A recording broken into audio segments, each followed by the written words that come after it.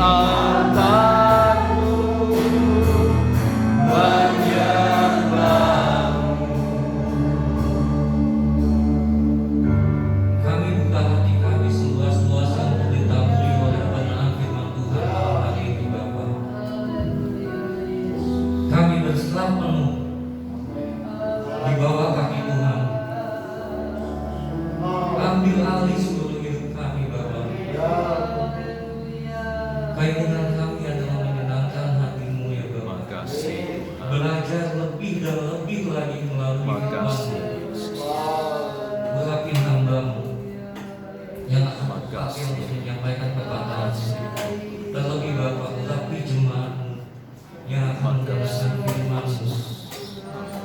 Biarlah firman yang ditaburkan malam hari ini menjadi tema dalam kehidupan kami. Amin. Haleluya. Terima kasih Bapa. Terima kasih. Di dalam nama Tuhan Yesus Dalam Kristus nama Yesus. kami berucap syukur dan berdoa. Sama-sama kita katakan Amin. Haleluya.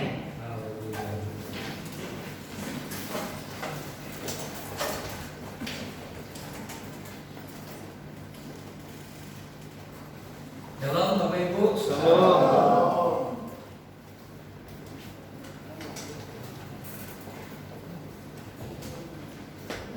Saya kayaknya 2 minggu terakhir ini gak datang di ibadah kami. Soalnya kerjaannya benar-benar lagi pada sudah masuk bulan-bulan sibuk. Kalau dunia pekerjaan mulai bulan 7, bulan 8, bulan 9 biasanya tuh masuk bulan sibuk. Kenapa? Karena waktunya sudah tidak lama lagi untuk libur Natal. Begitu akhir tahun kerjaan sepi. Makanya banyak perusahaan yang pada akhir tahun liburnya panjang. Kalau bosnya Kristen atau ATP-nya Kristen, tapi kalau bosnya Muslim sama aja. Kalau bosnya ateis lebih parah lagi, nggak ada libur. Bapak Ibu percaya kalau saya katakan begini, dunia saat ini berputar dengan sangat cepat. Era informasi digital itu luar biasa. Perkembangan komunikasi saat-saat ini bisa dibilang telah mencapai puncak daripada kejayaan era informasi. Kenapa? Kalau kita lihat 10 tahun ke belakang, akses internet itu tidak bisa dilakukan melalui handphone. Jaringannya masih 2G kalau nggak salah waktu itu. Jadi akses internet itu kita bisa akses ke internet, ke YouTube, ke Google. Atau dulu mungkin 12 tahun yang lalu itu belum populer pakai Google Chrome. Kami para penikmat internet itu gunainnya Mozilla, Firefox. Kenapa? Loadingnya lebih cepat 12 tahun lalu. Jadi kalau kita mau cari informasi di dunia maya itu kita pakai Mozilla Firefox. Ada juga yang pakai Bing, ada juga yang pakai Crossfire. Saat itu perkembangannya luar biasa pesat. 12 tahun lalu itu nggak ada orang khotbah di YouTube. Untuk di Indo ya, itu belum ada. Atau bisa dibilang 1-2, tapi channelnya benar-benar terbatas.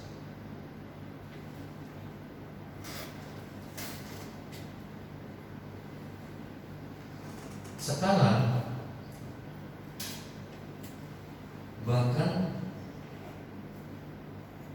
setahun terakhir saya dengar anak-anak SD itu kecanduan judo. Yang tahu judo, judi online. Anak-anak SD dan banyak beritanya, katanya bapaknya dibeli motor menang main slot.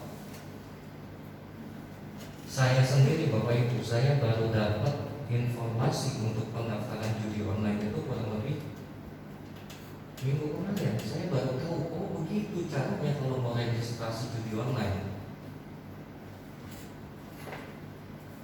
Bayangkan saya yang 40 tahun ke atas kalah sama anak-anak kecil yang 6 atau 7 tahun mereka sudah bisa daftar swab. Saya sampai tanya karena kenapa? Waktu kita orang duduk kita ngobrol, ada beberapa PM itu bukan palang merah gitu ya. PM itu kalau di proyek itu namanya project manager. Project manager, jadi satu orang kepalanya. Kalau di proyek itu Bapak Ibu ada namanya pelaksana lapangan, terus wakil mandor, site manager, baru atas PM. Nah kita orang lagi pada ngumpul antar PM itu, dan ada yang buka satu arah ke judul. Nah saya tertarik, saya liatin sampai dia bilang saya paham Pak triknya. Katanya kalau main itu jangan hari Jumat. Kalau hari Jumat habis tertarik. Jadi mainnya kapan? Minggu malam jam 11 sampai jam 2. Kenapa begitu? Saya tanya. Soalnya bandarnya udah pada narik duit Pak Minggu pagi. Dia kasih duit lah goyang-goyang. Tapi gini Bapak Ibu, dari omongan kawan ini satu sama omongan kepolisian Republik Indonesia yang kemarin tangkap satu orang yang dibayar untuk gembor-gemborkan mereka menang, saya lebih percaya omongan kepolisian. Kenapa? Tidak ada sejarahnya orang kaya karena judi. Ini kita bicara baru dari sisi judi online atau sebagian kecil dari faktor komunikasi. Yang repotnya lagi di era sekarang, informasi itu sangat gampang diakses. Sepakat ya Bapak Ibu ya. Belum lama kemarin juga Pak Yunai sempat ingetin lagi tentang Kristen progresif. Itu semua bisa didapat dari genggam tangan. Mungkin 2 jari untuk akses jempol kan, dapat semua informasi. Internet nggak salah. Kemudahan era digital itu tidak pernah salah. Tuhan menciptakan segala sesuatu itu baik. Amin. Walaupun tidak semuanya berguna. Makanya diperlukan kedewasaan secara rohani maupun jasmani agar kita bisa memilah informasi tersebut. Coba bayangkan ini. Zaman dulu misalnya ibu-ibu mau bikin sayur asam tapi nggak pernah buat sebelumnya, nanyanya ke ibunya kan, pasti nanyanya ke ibunya karena mama pasti nanyanya ke mama juga. Tapi kan bisa dibilang waktu nanya kan ada situasi yang membuat dirinya mungkin berasa nggak nyaman. Misalnya kalau dia tanya ke tetangganya atau ke temannya, terus temannya bilang masuk bikin sayur asam aja nggak bisa sih. Tapi zaman sekarang kan mudah, nggak bisa bikin sayur asam, buka handphone, cari resep, selesai. Betul nggak? Mau bikin apa masakan? Buka handphone, cari resep, selesai. Nggak usah mau minta resep masakan, mau makan aja sekarang buka handphone, pilih menu, klik, selesai. Mudah nggak? Dipermudah itu. Tetap ada efek negatif dan positif. Positifnya kita dipermudah dalam hidup. Semuanya mudah. 6 tahun lalu pakai internet mahalnya luar biasa. Di handphone 2 giga bisa 50 sampai 60 ribu. Itu 2 giga sebulan. Makanya kalau nggak punya paket internet di rumah,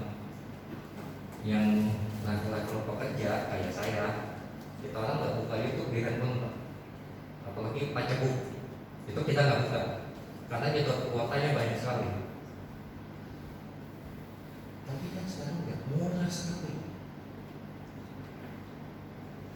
Negara berusaha protek penduduk Indonesia melalui Kominfo.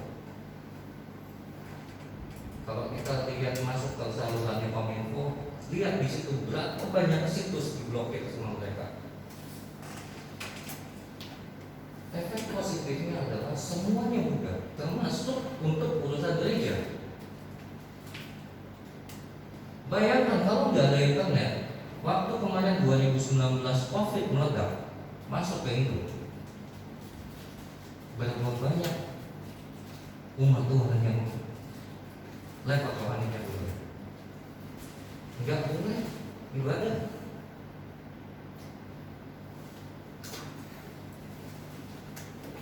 Tetap muka, pakai masker, terus jaga jarak. Bos saya dulu di kantor bawa galak ya, 1,5 meter. Jadi kalau kita mau melapor dia pegang di sini, berdiri sama pendek. Sampai segitunya. Bos yang tes nih, sekarang bawa galak, lu berdiri situ aja.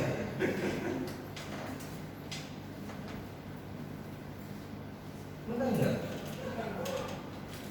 Internet menolong banyak sekali waktu pandemi. Kebaktian online, ujiannya online. Positif kan? Positif. Negatifnya apa?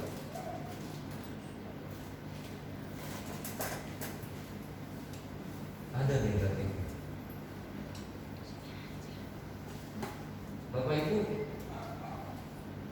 buka YouTube, ketik kata khotbah di sana, itu banyak sekali muncul. Mau khotbah tentang topik apa, ada semua di sana. Tuh kan? Kenapa saya sendiri pun kadang-kadang suka dengar dari YouTube? Kadang ya, kadang dengan tanda kutip kadang. Positifnya apa? Seperti saya katakan tadi, mudah. Pada saat jemaat Tuhan atau umat Tuhan ingin cari atau ingin dengar tentang firman Tuhan, dia tinggal buka itu. Mau sambil mandi bisa, sambil tiduran, sambil rebahan, sambil makan keripik pisang bisa. Efek negatifnya ada.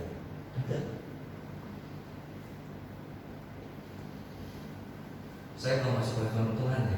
Jadi kita buka firman Tuhan ini.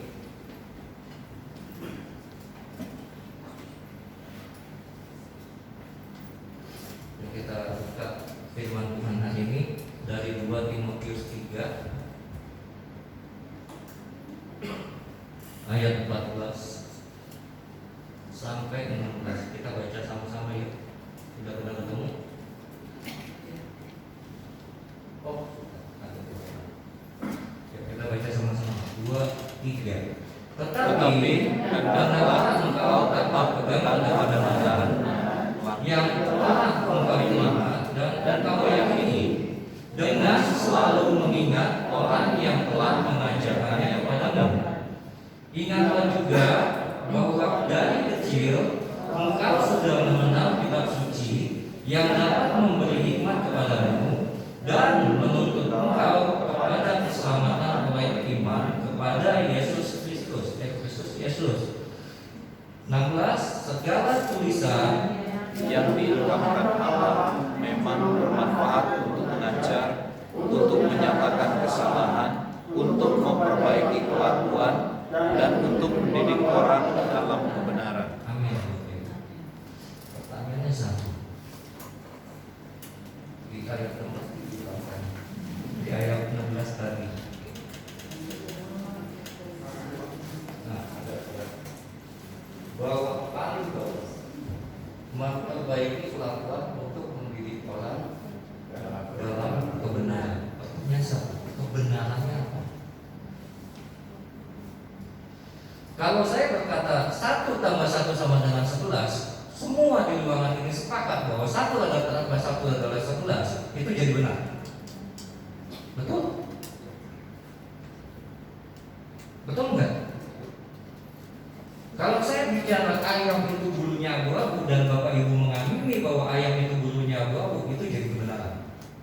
di dalam ruangan ini.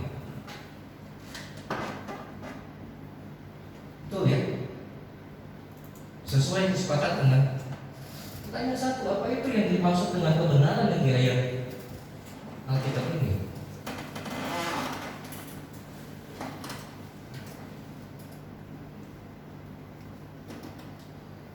Bukan Bapak Ibu.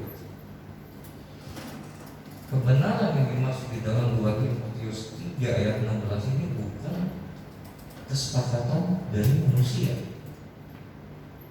Kebenaran yang dimaksud dalam ayat ini adalah kebenaran mutlak dari Tuhan. Tidak ada kompromi yang bisa menolak kebenaran dari Tuhan.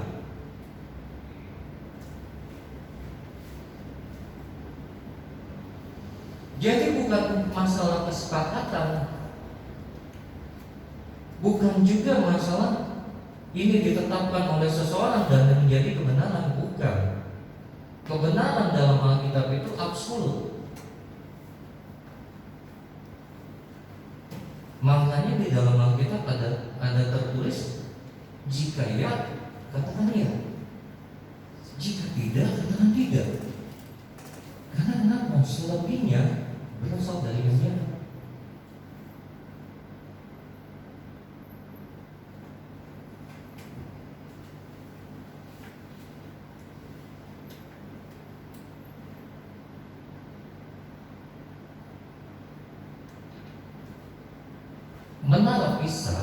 Menara Pisa yang di mana Italia itu, kalau PM proyek saya bilang disuruh rugiin bangun utang soalnya miring. Serius, masang tembok miring aja dirobohin, bangun utang apalagi udah jadi bangunan miring kan gitu. Kenapa jadi unik? Karena pemerintahnya sendiri menganggap itu adalah satu keunikan. Bangunan bisa berdiri miring. Coba kalau gereja kita nanti setelah itu udah beres ya, kan panitia pembangunan mulai nih pembangunan. Mimbarnya dibangun miring sedikit, jemaatnya masih ngomong. Terus Pak Kepala bilang, ini biar kayak di Italia agak miring dikit gitu. Tapi kalau sepakat semuanya cuma 4 bangunannya kita bikin miring Pak, jadi benar nggak? Benar muat jemaat di sini. Begitu orang lain melihat, pusatnya jemaat ini katanya bangunan gerejanya miring. Kebenaran dalam Alkitab itu adalah segala sesuatu, kalau dalam perjanjian baru adalah segala sesuatu yang dilakukan oleh Kristus, segala sesuatu yang diucapkan oleh Kristus. Makanya dia katakan, akulah jalan dan kebenaran dan hidup.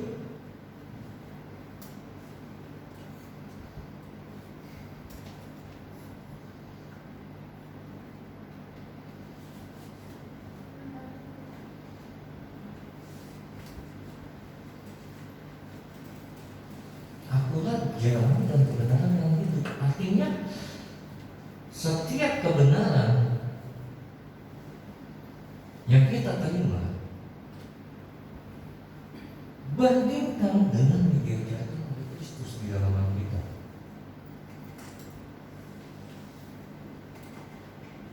Kenapa saya katakan demikian? Di Alkitab dikatakan, ujilah segala sesuatu. Bapak Ibu dikasih kemudahan sama Tuhan untuk menikmati segala sesuatu yang Tuhan telah ciptakan di dunia. Semuanya.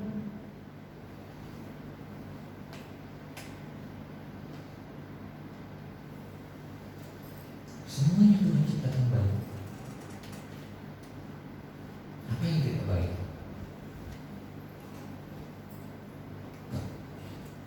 Zaman dulu, zaman Musa, tentaranya Bapak Ibu, zaman Musa paling terakhir kereta kuda kan?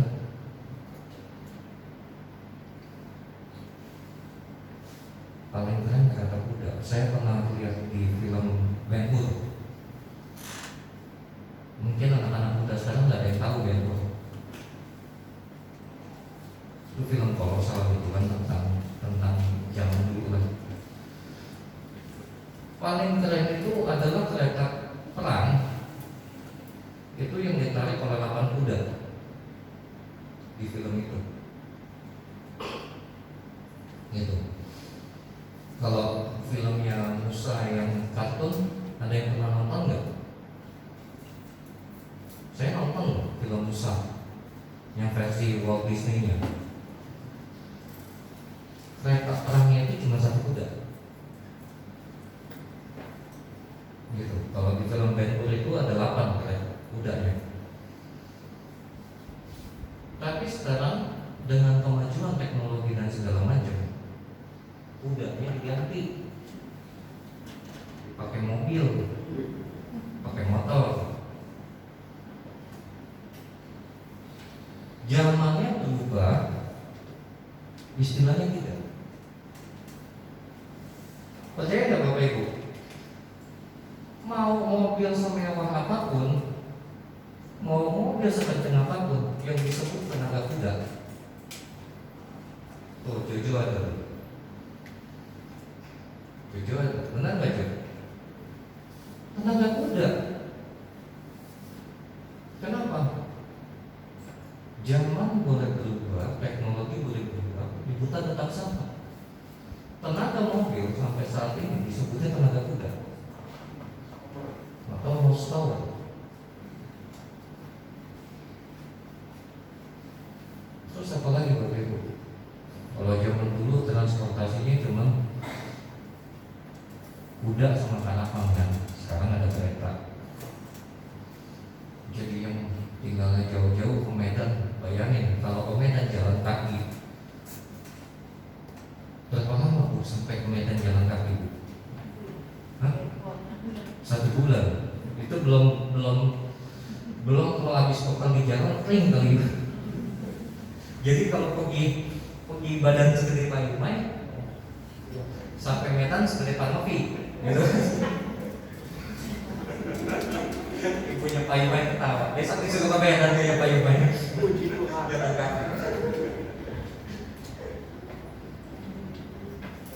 Kalau sekarang naik pesawat berapa jam Bu? 2 jam.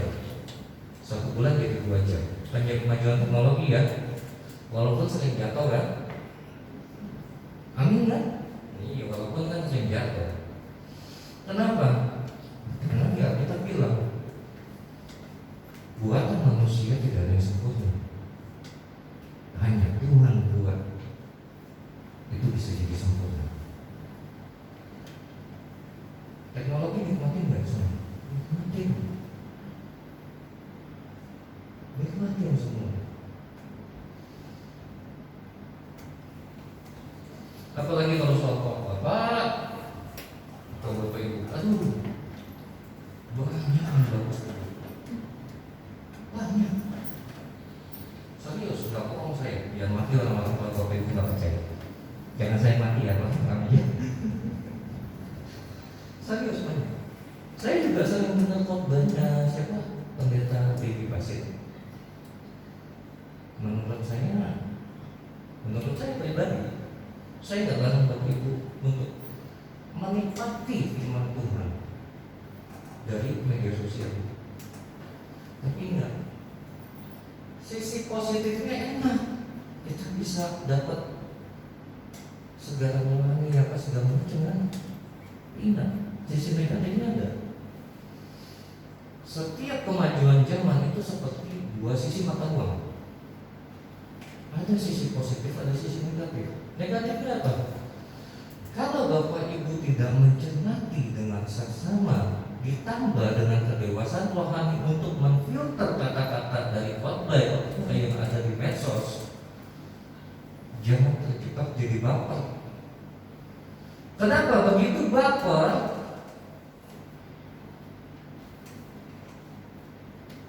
Nggak datang lagi ke gereja. nggak datang lagi ke gereja.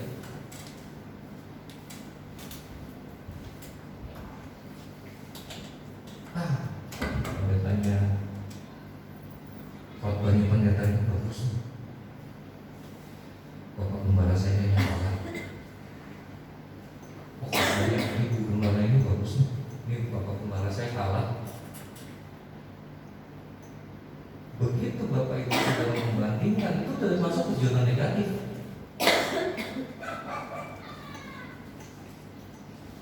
Makanya saya bilang nikmati saja, boleh. Kenapa? Sampai sekarang saya masih suka buka khotbahnya Pak Erasmus Sabdono. Itu saya masih suka buka. Buat saya ada hal-hal yang baik yang bisa saya tangkap dari khotbahnya dia.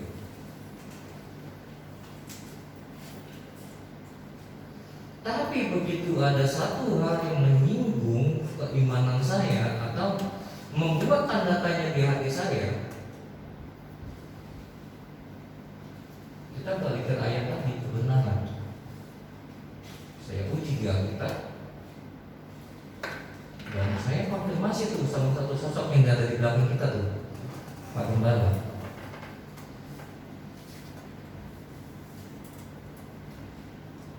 Kenapa? Ada hal-hal yang orang sampaikan dengan bebas, tapi kadang nggak sesuai buat kita, nggak sesuai buat kita, Pak. Pada saat nggak sesuai itu kita konfirmasi ke para hamba Tuhan di gereja lokal. Kenapa?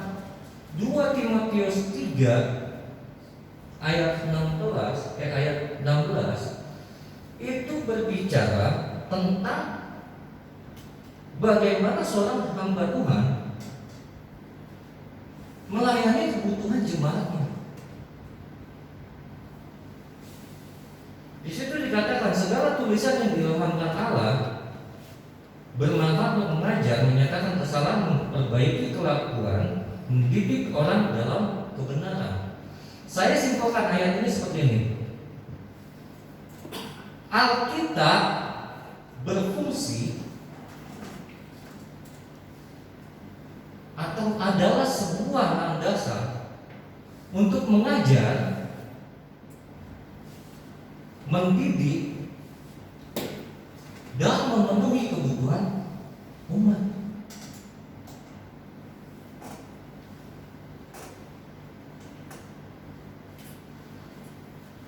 Banyak hamba Tuhan bagus khotbahnya, saya setuju.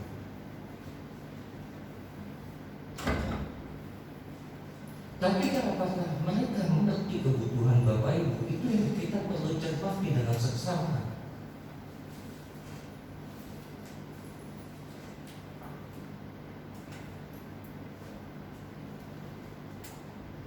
Ada satu contoh, saya kok lama amat ya.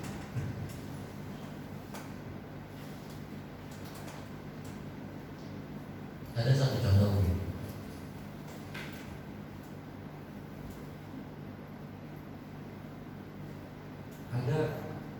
Saya tahunya dia pendeta tato.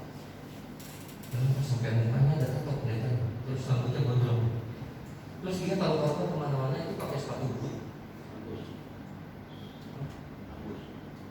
Pendeta Pus ya? Nah, yang di Semarang. Kenapa pelayanannya itu di sekitar wanita penasusila, terus para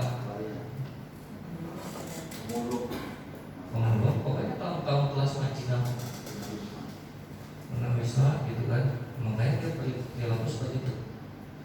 Dan dia ada khotbah di salah satu gereja di Semarang dengan pakaian dia yang sehari-hari. Khotbahnya bagus Bapak Ibu.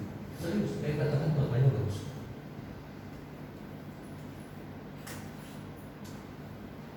Begitu anak muda melihat seorang hamba Tuhan berpakaian seperti itu, tertarik.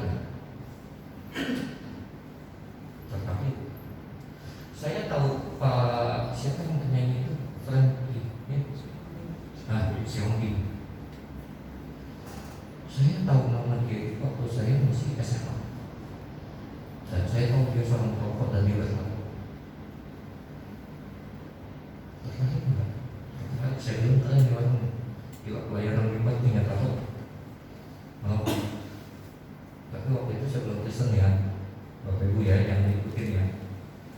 Kenapa? Makanya saya selalu cegah anak muda tuh jangan bikin tato. Tato itu edik. Serius saya katakan, tato itu edik.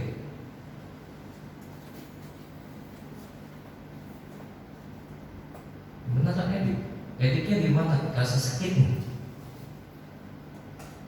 Jujur bicara, saya sampai sekarang tuh masih tekan keinginan saya buat tato. Itu edik. Kenikmatannya itu dirasa sakit.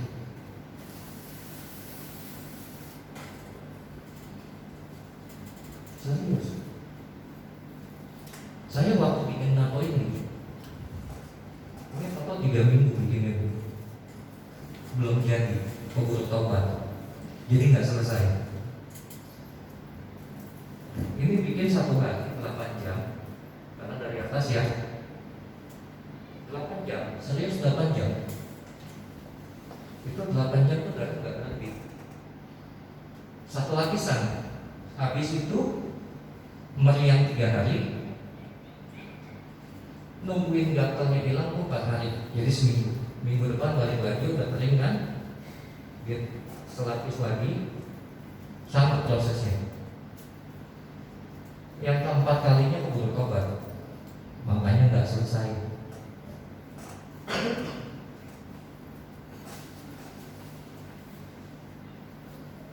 Jadi Bapak Ibu,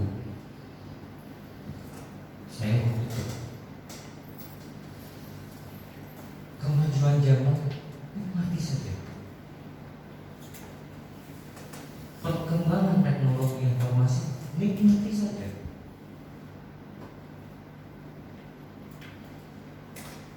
Kenapa? Itu berkat yang Tuhan sediakan bagi kita.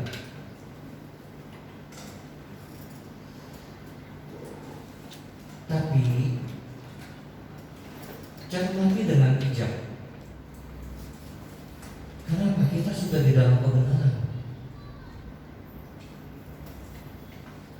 Kita sudah di dalam kebenaran dan kita punya patokan Alkitab sebagai tuntunan hidup. Saring semua informasi yang kita terima agar kita tidak tersesat di dunia. Manfaatin semua para hamba Tuhan dan Bapak Gembala serta Ibu Gembala di gereja lokal untuk memberikan panduan yang jelas. Saya rasa kami nggak keberatan kok. Kami nggak keberatan. Pak Yumai mukanya kasar, hatinya nggak begitu ya. Tinggal WhatsApp Pak Yumai malahnya. Kalau dia keberatan lapor saya. Tadi saya bilang, ini udah hilang gitu. Makin mana hamba Tuhan di gereja lokal Bapak Ibu.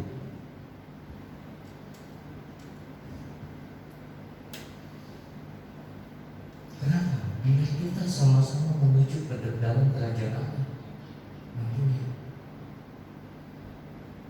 Segala macam permasalahan jangan pernah disebarluaskan di medsos. Daripada ibu-ibu ngeluh lewat status WhatsApp, masih Pak Yumai. Pak Yumai, lakiku begini. Tampung masalah Pak Yumai. Pokoknya beres terjamin. Kalau segan sama Pak Yumai masih ada Pak Gembala. Kalau kita sudah di dalam kebenaran, jangan berpaling. Makanya supaya kita tetap di dalam kebenaran, terus belajar. Yuk, belajar dari mana? Dari pendengaran firman Tuhan, supaya iman kita bertumbuh, kita menjadi dewasa dalam rohani, dan akhirnya segala sesuatu yang kita inginkan tercapai.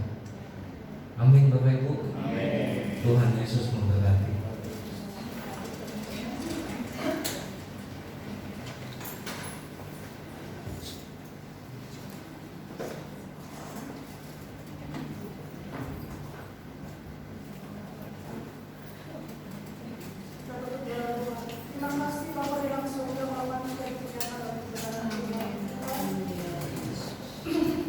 Terima kasih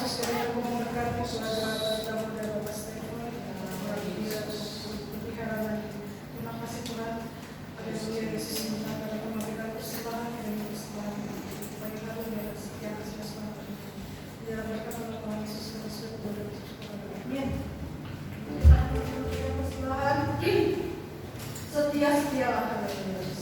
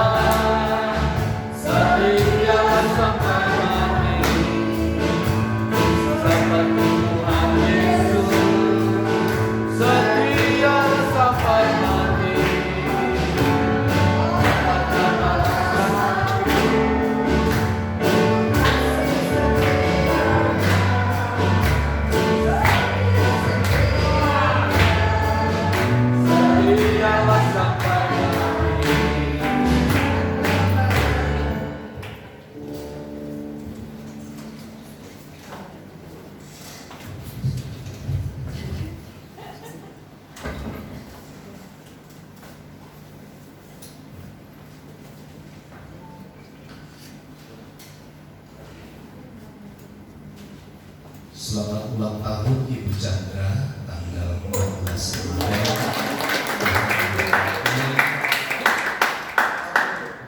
17 jalan-jalan ya Bu? Bener Bu? 17 tahun jalan-jalan. Bener ya Bu, tanggal 12 ya? Iya, 16 Om. 16. Ya 16. Hari ini Be. Hari ini anak Benyamin. Kiranya Tuhan bisa menyertai. Besok ada doa malam. Ya. Ya, amin. Puji Tuhan. Kalau ulang tahun semangatnya doa malam. Gak apa-apa, puji Tuhan ya. Ibadah minggu berjalan seperti biasa, tidak ada perubahan. Kita berdoa supaya Tuhan terus menolong kita, Bapak Ibu dan jemaat Tuhan yang sakit. Tuhan pulihkan, sembuhkan dengan sempurna. Opung Bonar itu kemarin sebenarnya sudah kering ya, di lambungnya itu, cuman kemarin agak sedikit ada masalah ya, di lambungnya. Kita terus dukung dalam doa supaya Tuhan kembali nyatakan kuasanya kepada hidupnya. Mari bersama kita berdiri, kita akhiri ibadah kita.